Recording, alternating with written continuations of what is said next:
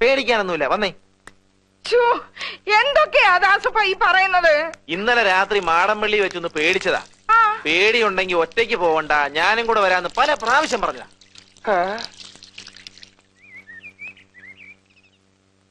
ഇന്നലെ മാടമ്പള്ളി വെച്ച് എന്തോ പറ്റി? എന്നോടൊന്നും പറഞ്ഞില്ലല്ലോ. ഇപ്പൊ എന്താ അസുഖം വെച്ചാ പറ. പിണ്ടാമയ്യേ, അയ്യോ അയ്യോ, എന്തൊക്കെയായി കാണിക്കുന്നേ? കണ്ടോ കണ്ടോ?